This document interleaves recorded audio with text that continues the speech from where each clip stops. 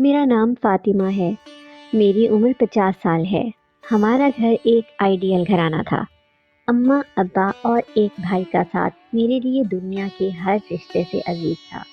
मैंने कभी स्कूल और कॉलेज में भी दोस्त बनाने की ज़रूरत नहीं महसूस की थी, क्योंकि मेरा भाई ही मेरा बेहतरीन दोस्त था। उसने मुझे कभी किसी दूसरे दोस्त की कमी महसूस होने ही नहीं दी थी। मुझे कोई बात बतानी हो या कोई तकलीफ हो, मैं अपने भाई को ही बताती थी। स्कूल कॉलेज में काफ़ी लड़कियों ने मुझसे दोस्ती करने की कोशिश की, मगर मैं उन्हें हमेशा इनकार कर दी। हम दोनों बहन भाइयों में बहन भाई वाली मोहब्बत कम और दोस्तों वाली मोहब्बत ज़्यादा थी। हम दोनों हर वक्त एक जगह एक साथ पाए जाते।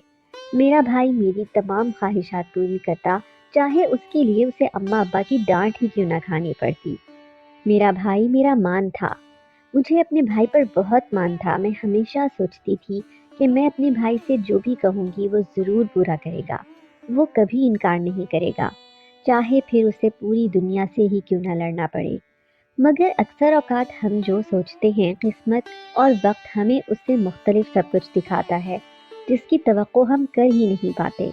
मगर कई मर्तबा किसी न किसी मोड़ पर हमें हर उस बात का सामना करना पड़ता है जो हमारे वहमो गुमान में भी ना हो। मैं जिस कॉलेज में पढ़ती थी वो कॉलेज सिर्फ लड़कियों के लिए बनाया गया था, और उसका इंतखाब भी मेरे भाई ने ही किया था। वो हमेशा कहता था कि मैं नहीं चाहता कि मेरी बहन पर कोई बुरी नज़र रखे, इसीलिए बेहतर है कि वो लड़कियों के कॉलेज में ही पढ़े। और फिर मुझे भी इस बात से क्या इख्तलाफ हो सकता था। मुझे भी अपने भाई की हर बात आंखें बंद करके मंजूर होती थी। भाई के इस फैसले पर अम्मा और अब्बा ने ज़रूर इख्तिलाफ किया था। उनका कहना था कि बेटियों को भी उतना ही दुनिया का सामना करना चाहिए जितना बेटे करते हैं। मगर मेरा भाई मेरी ढाल बनकर खड़ा हो गया और कहने लगा कि जब तक मैं जिंदा हूँ तब तक मेरी बहन पर कोई गर्म हवा भी नहीं आने दूंगा। अब्बा अक्सर भाई को समझाते कि इतने बड़े बोल अक्सर इंसान को अपनी ही नज़रों में शर्मिंदा कर देते हैं। मगर मेरे भाई को अब्बा की ये बात बिल्कुल पसंद ना आती। वो अक्सर अम्मा से कहता कि आखिर अब्बा को मुझसे मसला क्या है, क्यों वो हमेशा मुझे नीचा दिखाने की कोशिश करते हैं। उन्हें मेरे प्यार पर भरोसा क्यों नहीं है कि मैं अपनी बहन के साथ बिल्कुल मुखलिस हूँ। वक्त का काम है गुजरना, तो वो गुजर ही जाता है। और फिर वो कहते हैं ना कि जो घर का सबसे लाडला हो, किस्मत हमेशा उसे ही आजमाती है। शायद मेरी आजमाइश का भी वक्त शुरू हो चुका था। मेरी एक क्लास फेलो जो हमेशा मेरे साथ ही कॉलेज से निकलती थी, मेरे भाई को पसंद करने लगी, और मेरा भाई भी उसे पसंद करने लगा था। मुझे इस बात की बहुत खुशी थी, क्योंकि वो लड़की बहुत अच्छी थी और अच्छे घराने से ताल्लुक़ रखती थी। भाई ने मुझसे तो कोई बात न की, मगर उसने अम्मा और अब्बा को उसके लिए मना लिया। भाई भी पढ़े लिखे और खूबसूरत थे और अच्छा कमा लेते थे, तभी उस लड़की के घर वालों को भी कोई मसला नहीं था। जात पात और फिरके की भी किसी को कोई परवाह नहीं थी। रिश्ता पक्का हुआ तो शादी की तैयारियां उरूज पर थीं। मैं भी बढ़ चढ़कर अपने भाई की शादी में हिस्सा ले रही थी। मैं तो बौखलाई फिरती थी, कभी खुशी के मारे तो कभी काम की ज्यादती की वजह से। पूरे घर में मुझ जितना खुश कोई नहीं था। मगर अब भाई सबसे ज्यादा वक्त जिमल को देने लगे थे। वो हर वक्त जिमल के साथ फोन पर बातें करते रहते। मुझे अक्सर औकात महसूस होता कि भाई मुझे इतना वक्त नहीं देते, मगर मैं अपने दिल को समझा लेती कि अब उनकी शादी होने वाली है तो वो भाभी को ही वक्त देंगे। मगर ये मेरे लिए इतना आसान नहीं था। जो शख्स हर वक्त मेरे आगे पीछे घूमता रहता है, मेरी इतनी फिक्र करता है, अचानक वो मुझसे मुंह मोड़ चुका था। मैं अपने भाई के लिए हमेशा दुआगो रहती थी और हमेशा एक ही दुआ करती कि जिमल हमेशा इस घर को बनाने की कोशिश करे, ना कि तोड़ने की। मगर कुछ दुआएं आखिरत के लिए महफूज कर ली जाती हैं और दुनिया में इसके बरक्स मिलता है। वक्त का काम है गुजरना, वो गुजर ही जाता है। और फिर वो दिन भी आ गया जब भाई का निकाह होना था। मैं हर जगह पर भाई के साथ साथ थी। अब तो अम्मा भी मुझे कहने लगी थी कि कुछ देर के लिए आराम से बैठ जाओ और छोड़ दो भाई का पीछा। अब उसकी शादी होने वाली है, पहले जैसे हालात नहीं रहे। उसकी अपनी भी जिंदगी है। मगर मुझे अम्मा की बात बहुत चुभती, और मैं हमेशा माँ से कहती, अम्मा क्या बीवी के आ जाने से भाई बहनों को भूल जाते हैं। अम्मा मेरी बात पर तंजिया मुस्कुराई और कहने लगी कि हाँ, बीवियों के आ जाने से अक्सर भाई बहनों को भूल जाते हैं। मगर मुझे अम्मा की बात पर यकीन ना आता था। شادی کے دوران میری بھابھی کے بھائی کی نظر مسلسل مجھ پر رہی، مگر میں اسے نظر انداز کرتی رہی۔ مگر پیروں تلے سے زمین تو اس وقت نکلی جب میری بھابھی کی شادی کے 2 مہینے بعد ہی جب بھابھی حاملہ ہوئی تو اس کے میکے والے اس سے ملنے کو آئے، لیکن ساتھ ہی بھابھی کی اماں نے اپنے بیٹے کے لیے میرا ہاتھ مانگ لیا۔ مجھے کافی حیرت ہوئی کیونکہ میں نے کبھی ایسا نہیں سوچا تھا۔ مجھے لگا تھا کہ اماں ابا اس رشتے سے انکار کر دیں گے، مگر جب اماں ابا نے بھی اس رشتے سے ہاں کر دی، میں وہاں شادی نہیں کرنا چاہتی تھی کیونکہ میں اس رشتے کے حق میں نہیں تھی، کیونکہ میں وٹا سٹا نہیں کرنا چاہتی تھی۔ میں نے جب گھر میں اس رشتے سے انکار کیا تو میری بھابھی نے گھر میں واویلا مچا دیا۔ وہ میرے بھائی کو کہنے لگی کہ پہلے تمہاری بہن نے میرے بھائی کو اپنے جال میں پھنسایا، اس کو محبت کی راہ دکھائی، مگر اب اس کو دھتکار رہی ہے جب وہ اس کو اپنی عزت بنانا چاہتا ہے۔ اب یہ کسی اور سے محبت کرتی ہوگی۔ تمہاری بہن تو بد کردار ہے، اس کا نہ جانے کتنے لوگوں سے ملنا جلنا ہے۔ مجھے تو اکثر رات کے وقت اس کے کمرے سے آوازیں آتی ہیں جیسے یہ کسی لڑکے سے آدھی آدھی رات تک فون پر باتیں کرتی ہو۔ میں تو اپنی بھابھی کی چال سمجھنے سے قاصر تھی۔ میری بھابھی نے میرے خلاف میرے پورے خاندان کو کر دیا تھا۔ میرے اماں ابا اور بھائی جو مجھ پر آنکھیں بند کر کے یقین کرتے تھے، آج وہی لوگ مجھے شک کی نگاہ سے دیکھ رہے تھے۔ مجھے اپنے گھر والوں پر بہت افسوس ہو رہا تھا، جن کو مجھ پر کسی وقت میں مان ہوتا تھا، اب وہ میرا ہی مان توڑ رہے تھے۔ میرے بھائی اور میرے گھر والوں نے مجھ پر بہت زور ڈالا کہ میں اس رشتے کے لیے ہاں کر دوں، مگر میرا ایک ہی جواب تھا کہ مجھے شادی نہیں کرنی۔ میں جانتی تھی کہ جیسی بہن ویسا ہی اس کا بھائی ہوگا۔ جو ضمن ہمارے ساتھ کر رہی تھی، اس کا بھائی بھی وہی سلوک میرے ساتھ کرتا۔ مجھے ایسی زندگی سے شادی نہ کرنا زیادہ بہتر لگا۔ میں نے شادی سے تو انکار کر دیا، لیکن میرا بھائی مجھ سے خفا ہو گیا۔ وہ نہ مجھ سے بات کرتا اور نہ میرا چہرہ دیکھتا۔ جو بھائی بہن پر جان چھڑکتا ہو، ہمیشہ اس کا ساتھ دیتا ہو، اچانک سے وہی بھائی منہ موڑ لے تو بہن مر جاتی ہے۔ میں اکثر بھائی کے ساتھ بات چیت کرنے کی کوشش کرتی، مگر وہ مجھے نظر انداز کرتا رہتا۔ یہ بات مجھے تکلیف دیتی تھی۔ میں اپنے ماں باپ سے کہنا چاہتی تھی مگر کہہ نہیں پاتی تھی کیونکہ وہ بھی مجھے ٹھیک سے نہیں بلا رہے تھے۔ رشتہ نہ کرنے کی بات کو مہینہ ہو چکا تھا۔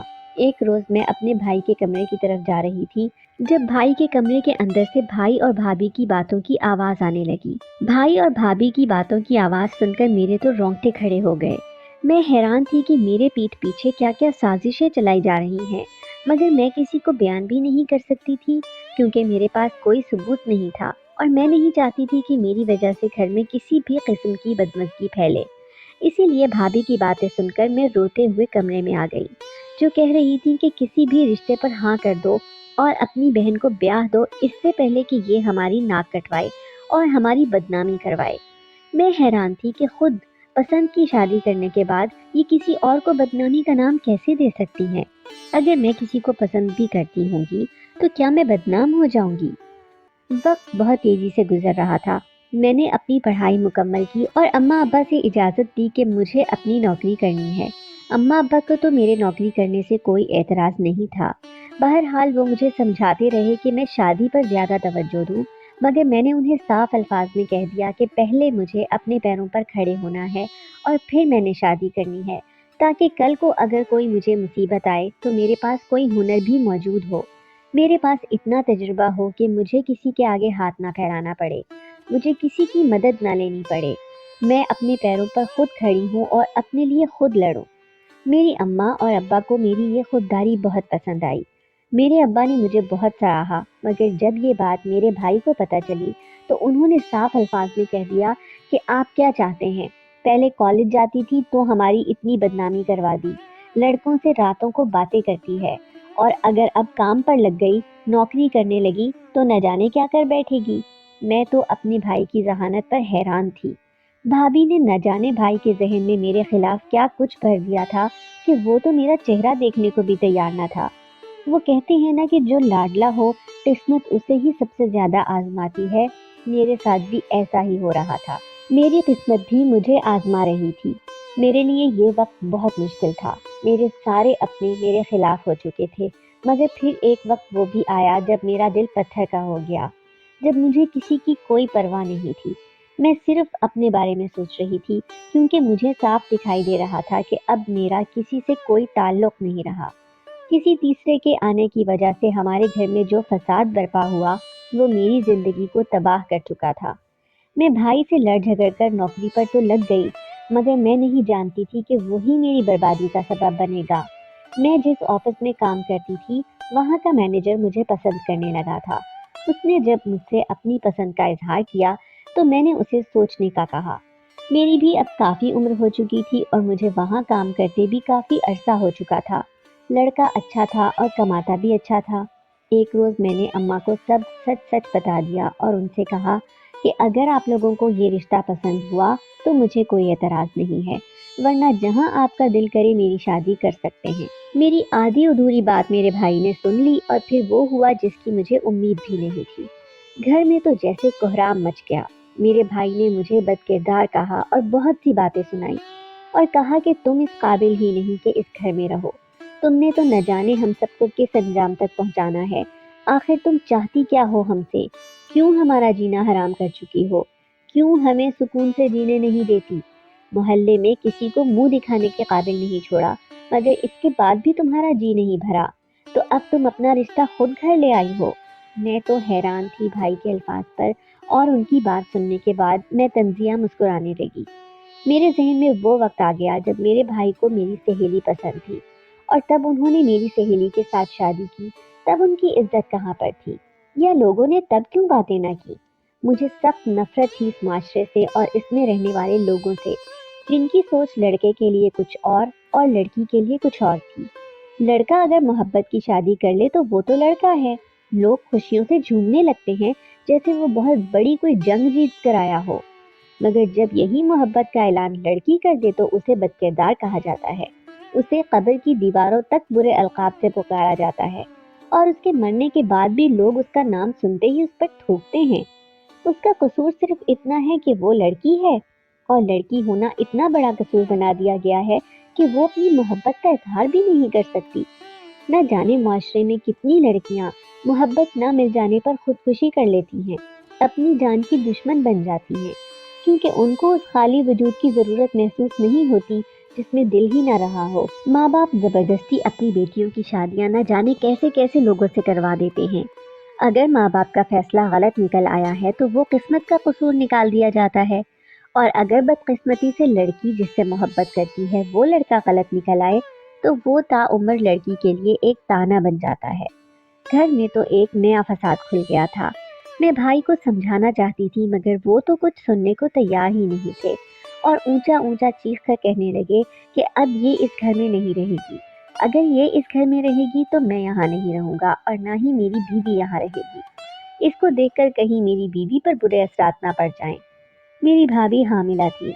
भाई ने तो इस बात का ताना भी ना छोड़ा कि कल को जब मेरी औलाद होगी तो वो इस लड़की को अपनी फुप्पो की शक्ल में देखकर बिगड़ जाएगी।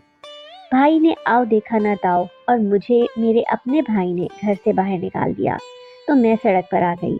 मेरे माँ बाप मेरे भाई को रोकते रहे, मगर मेरी भाई ने अम्मा अब्बा की एक ना सुनी।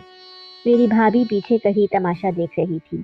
उसके चेहरे पर अजीब सी मुस्कुराहट थी, जैसे एक इंसान सब कुछ तबाह करके मुस्कुरा रहा हो, जैसे उसका बदला पूरा हो गया हो, या वो जो करना चाहता था वो पूरा हो गया हो। मैं घर से तो निकल आई, मगर मेरे पास सर छुपाने के लिए कोई जगह मौजूद नहीं थी।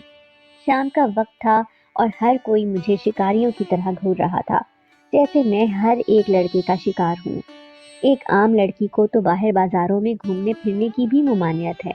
लोग न जाने कैसी कैसी नजरों से देखते हैं, जैसे वो कोई बहुत बड़ा गुनाह करके आई हो। मैं रोती हुई रास्ते में चल रही थी जब कुछ गुंडे मेरे पीछे लग गए। मैं नहीं जानती कि मैंने उनसे बचने के लिए कितनी दौड़ लगाई, और न जाने कितनी मर्तबा ठोकरें खाकर गिरती गिरती बची, लेकिन मैंने हिम्मत न हारी, क्योंकि मुझे उस वक्त अपनी जान और अपनी इज्जत सबसे प्यारी थी। वो रात मेरे लिए बहुत खौफनाक थी। मुसलसल भागते भागते मुझे एक दुकान नजर आई जहाँ एक बूढ़ा सा आदमी दुकान बंद कर रहा था। मैं जल्दी से उसके पास गई और उससे कहा कि दुकान अभी बंद ना करो, मेरे पीछे कुछ गुंडे पड़े हैं। मैं जल्दी से दुकान के अंदर छुप गई। वो गुंडे भी उस बूढ़े आदमी से पूछ-पूछ करके वहां से चले गए। उस बूढ़े आदमी ने मुझसे पूछा कि आखिर माजरा क्या है। अब मैं एक ही रात में उसे सारा मामला नहीं बता सकती थी, मगर मैं उससे छुपाती भी तो क्या। میرے پاس اور کوئی ٹھکانہ بھی تو نہیں تھا جہاں اپنا سر چھپا سکتی۔ مجبوراً مجھے اسے سب حقیقت بتانی پڑی۔ اس نے میرے سر پر ہاتھ رکھا اور کہا کہ تم جب تک چاہو اس دکان میں رہ سکتی ہو، میں کل ہی تمہیں اپنے گھر لے جاؤں گا۔ میری بوڑھی بیوی اور ایک بیوہ بہو وہاں رہتی ہے، وہ دونوں تم سے مل کر بہت خوش ہوں گی۔ میں نے بھی شکر کا کلمہ پڑھا کہ کوئی تو ٹھکانہ ملا جہاں میں سکون سے رہ سکوں گی۔ اگلے روز ہی وہ بوڑھا انسان مجھے اپنے گھر لے گیا۔ وہ گھر نہیں تھا، وہ ایک غریب خانہ تھا۔ ایک چھوٹی سی جھونپڑی نما چھوٹا سا مقام تھا جس پر لکڑی سے چھت بنائی گئی تھی۔ کوئی آندھی طوفان یا بارش ہو جاتی تو اس گھر کا برا حال ہو جاتا۔ گھر میں 2 ہی کمرے تھے جس میں بیوہ بہو اور ساس سسر رہ رہے تھے۔ گھر کی حالت بہت خراب ہو چکی تھی، جیسے برسوں پرانا وہ گھر ہو، مگر اس وقت اندازہ ہوا کہ انسان کی پہچان گھروں سے نہیں بلکہ ان کے اخلاق سے ہوتی ہے۔ اس بوڑھے آدمی کی بیوی اور بیوہ بہو نے میری بہت خدمت کی، مجھے بہت پیار اور محبت دیا، مجھے محسوس ہی نہیں ہونے دیا کہ میں کسی غیر کے گھر ہوں۔ وقت گزرتا گیا، 1 ہفتہ ہو چکا تھا مجھے وہاں رہتے ہوئے، مگر ایک روز میں پانی پینے کی غرض سے جب کچن میں جانے لگی تو میں نے بہو اور سسر کی باتیں سن لی۔ بہو کہہ رہی تھی کہ گھر پر اب کھانے کو کچھ نہیں ہے اور مہمان کو دال روٹی تو نہیں کھلا سکتے، آخر وہ کتنے دن دال روٹی کھائے گی، ہمیں تو عادت ہے مگر وہ مہمان ہے، اسے تو کچھ اچھا ہی کھلانا ہوگا۔ آپ ایسا کریں کہ آتے وقت کچھ اچھا لے آنا، باقی سب کے لیے تو دال روٹی بن جائے گی اور اس مہمان کے لیے کچھ اچھا کھانے کو بن جائے گا۔ سسر بیچارہ مایوس ہو کر کہنے لگا کہ میرے پاس تو آج کل اتنے پیسے نہیں ہوتے، میں کچھ اچھا کہاں سے لے کر آؤں گا۔ مجھے ان لوگوں پر بہت ترس آ رہا تھا جو میری خدمت کی خاطر نہ جانے کون کون سے کام کر رہے تھے۔ اس روز مجھے اندازہ ہوا کہ میں ان لوگوں پر بوجھ بن چکی ہوں۔ میں وہاں زیادہ دیر تک نہیں رہ سکتی تھی کیونکہ ان کے مالی حالات اس قابل نہیں تھے کہ میرا بوجھ اٹھا سکیں، اور اس وقت میرے پاس ایسا کوئی راستہ بھی موجود نہیں تھا جہاں سے میں کچھ کما کر ان کے لیے لا سکوں۔ میرے تمام کاغذات میرے گھر میں موجود تھے اور میرا گھر جانا سختی سے منع تھا۔ مجھے بھائی نے یہاں تک دھمکی دی تھی کہ اگر انہوں نے مجھے گھر کے آس پاس بھی دیکھ لیا تو وہ مجھے جان سے مار دیں گے۔ میں نے ان لوگوں پر ترس کھایا اور اس آخری رات میں نے ان کے گھر سے کھانا کھانے کے بعد اگلی صبح ہی ان سب سے اجازت لی اور ان کو کہا کہ اب میں کہیں اور رہنا چاہتی ہوں، میں یہاں پر نہیں رہ سکتی۔ مجھے سب نے روکنے کی بہت کوشش کی مگر میں ان کے حالات کی وجہ سے بہت مایوس ہو چکی تھی۔ میں ان پر مزید بوجھ نہیں بننا چاہتی تھی۔ تبھی ان سے اجازت لیتے ہی میں پھر سے نیا ٹھکانہ ڈھونڈنے لگی، مگر مجھے نہیں معلوم تھا کہ اب میں کہاں جاؤں گی۔ راستے میں چل رہی تھی، چلتے چلتے پیر تھک گئے، ایک جگہ بیٹھ گئی۔ میں نے وہاں ایک گھر دیکھا جہاں سے گھنگروؤں اور ناچ گانے کی آوازیں آ رہی تھی۔ میں اس گھر کے پاس جا کر بیٹھ گئی۔ گھر میں سے مردوں جیسی آوازیں آ رہی تھی۔ میں بھوک سے بے حال تھی۔ ایک دم جیسے ہی دروازہ کھلا تو اندر سے ایک مرد نما عورت باہر نکلی۔ مجھے اپنے اتنے پاس دیکھ کر وہ حیران رہ گئی۔ وہ مجھے بہت غور سے عجیب نظروں سے دیکھ رہا تھا اور پھر ایک دم اندر بھاگ کر نہ جانے اور بہت سی اپنی جیسی عورتوں کو باہر لے آیا۔ وہاں آس پاس کوئی اور موجود نہیں تھا۔ انہوں نے مجھے غور سے دیکھا اور ایک ادھیڑ عمر عورت میرے سامنے آئی اور کہنے لگی کہ تم کون ہو اور یہاں کیا کر رہی ہو؟ میں پہلے گھبرا گئی، پھر میری آنکھوں میں آنسو دیکھ کر وہ مجھے کہنے لگی کہ رو مت، ہمیں اپنا ہی سمجھو، ہم تمہارے ساتھ کچھ غلط نہیں کریں گے، بتاؤ تم کس مصیبت میں ہو۔ میں نے ان کو سب حالت بتا دی تو وہ مجھ پر ترس کھانے لگی اور کہنے لگی کہ اگر تم چاہو تو ہمارے ساتھ ہمارے جیسی زندگی جی سکتی ہو۔ مجھے اس وقت اندازہ ہوا کہ وہ خواجہ سرا ہیں، مگر میں ان کے ساتھ کیسے رہ سکتی تھی؟ خواجہ سراہوں کے ساتھ رہنا کوئی آسان کام تو نہیں تھا۔ تبھی میں نے پہلے ان کو انکار کر دیا، مگر ان کے گرو نے مجھے سمجھایا کہ زندگی بہت مشکل ہے اور ایک عورت کے لیے تو بہت ہی زیادہ، لوگ جینے نہیں دیتے، ایسی زندگی جیو گی تو تم مر جاؤ گی تنہا، کوئی تمہیں قبول نہیں کرے گا، میری مانو تو ہمارے ساتھ رہو، تمہیں یہاں سب ملے گا، پیار، محبت، عزت۔ میں گہری سوچ میں ڈل گئی، جاتی بھی تو کہاں جاتی۔ تبھی میں نے وہاں رہنے کا فیصلہ کیا۔ میں ان سب کے ساتھ رہنے لگی، وہ سب کے سب میرا بہت خیال رکھ رہے تھے، مجھے 1 منٹ کے لیے بھی ان سے خوف محسوس نہیں ہو رہا تھا۔ وہ میرے کھانے پینے کا بھی انتظام کرتے، مگر مجھے محسوس ہوا کہ اب میں ان پر کہیں بوجھ نہ بن جاؤں، کیونکہ وہ تو سارا دن محنت مزدوری کر کے گھر آتے تھے اور میں گھر پر ہی پڑی رہتی تھی، مگر میں یہاں سے جاتی بھی تو کہاں، اور پھر عزت محفوظ کرنے کے لیے میں بھی انہی کی طرح خواجہ سرا بن گئی۔ اس طرح میرا کام بھی اچھا چلنے لگا۔ میں کئی امیر گھروں میں مانگنے جاتی۔ میں خوبصورت بھی تھی، کوئی مجھے خواجہ سرا نہیں سمجھتا تھا، لیکن میں سب کو یہی کہتی کہ میں خواجہ سرا ہوں۔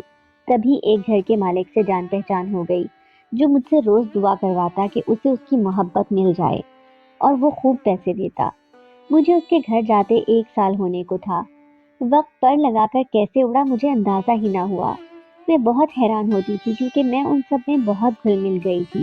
مجھے کبھی کسی نے ایسا محسوس ہونے ہی نہیں دیا تھا کہ جیسے میں ان کی برادری کی نہیں ہوں۔ میں ان کے ساتھ ہنستی بولتی کھاتی پیتی تھی، سب مجھے اپنی آنکھوں کا تارا بنا کر رکھتے۔ وقت اچھا گزر رہا تھا۔ میں کئی مرتبہ بنگلے کے مالک کو کہہ چکی تھی کہ مجھے اپنی محبوبہ کی تصویر تو دکھائے، لیکن قیامت اس دن ٹوٹی جب میں نے اس کی محبوبہ دیکھنے کی ضد کی تو تصویر دیکھ کر میری چیخیں نکل گئی، کیونکہ وہ کوئی اور نہیں میری بھابھی تھی۔ میں ایک دم حیران رہ گئی۔ میں نے پھر اس شخص سے پوچھا کہ کیا تم سچ کہہ رہے ہو، یہی تمہاری محبوبہ ہے؟ تو کہنے لگا کہ ہاں، اس نے مجھ سے پیار کا جھوٹا ناٹک کیا، مجھ سے ہر وقت پیسے بٹورتی رہتی تھی۔ میں اس کو نہ جانے کیا کچھ لے کر دیتا، مگر پھر ایک روز وہ غائب ہو گئی۔ میں نے اس کا بہت پتہ لگایا ہے، لیکن جو گھر اس نے مجھے بتایا تھا وہ بھی جھوٹ تھا۔ اس نے مجھے جس گھر کا پتہ دیا وہ گھر بہت بڑا تھا، مگر جب میں نے وہاں کے لوگوں سے اس لڑکی کا پوچھا تو اس نے اپنا جو نام بتا رکھا تھا وہ بھی غلط تھا، اور وہ لڑکی وہاں کچھ وقت کے لیے آئی تھی، مگر اس کا اصل گھر دیکھ کر میرے تو رونگٹے کھڑے ہو گئے، کیونکہ اس کا گھر تو بسیدہ سا تھا اور وہ بہت غریب گھرانے سے تھی۔ حیرت کی بات تو یہ تھی کہ اس روز وہ وہاں بھی نہیں تھی۔ جب آس پاس کے پڑوس سے پوچھا تو وہ کہنے لگے کہ اس کی شادی ہو گئی ہے۔ اس روز سے میں اس کے تمام گناہ بھلا کر اس کا انتظار کر رہا ہوں۔ میرے دماغ میں ایک دم ایک ترکیب آئی۔ میں نے اس شخص سے کہا کہ اگر میں تمہیں تمہاری محبوبہ کا پتہ بتا دوں تو کیا تم اس کے شوہر کو حقیقت بتاؤ گے؟ وہ میری بات مان گیا، کیونکہ وہ میری بھابھی کا دیوانہ ہوا پڑا تھا۔ میرے پاس بھی اچھا موقع تھا۔ میں نے اس آدمی کو اپنے گھر کا پتہ دے دیا اور اس کے پیچھے پیچھے خواجہ سرا بنی ہی چل پڑی۔ میں جیسے ہی گھر پہنچی تو آگے ایک اور قیامت میرا انتظار کر رہی تھی۔ دروازہ کھلنے پر پتہ چلا کہ میری بھابھی وہاں سے جا چکی تھی۔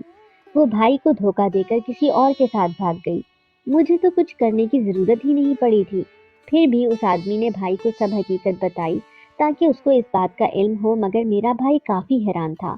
اس نے اس آدمی سے پوچھا کہ یہ سب تمہیں کس نے بتایا اور اس گھر کا تمہیں کس نے پتہ دیا؟ کہنے لگا کہ یہ میرے ساتھ جو خواجہ سرا ہے اس نے مجھے سب کچھ بتایا ہے۔ میرا بھائی میری طرف غور سے دیکھنے لگا، کیونکہ میرے نین نقش تو وہی تھے۔ میک اپ میرے نین نقش نہیں چھپا سکتا تھا۔ میرے بھائی نے مجھے پہچان لیا، مگر اب میں بھی زیادہ دیر چپ نہیں رہ سکتی تھی، اسی لیے میں نے اپنی اصل حقیقت سب کو بتا دی۔ وہ آدمی تو مجھے دیکھ کر حیران تھا۔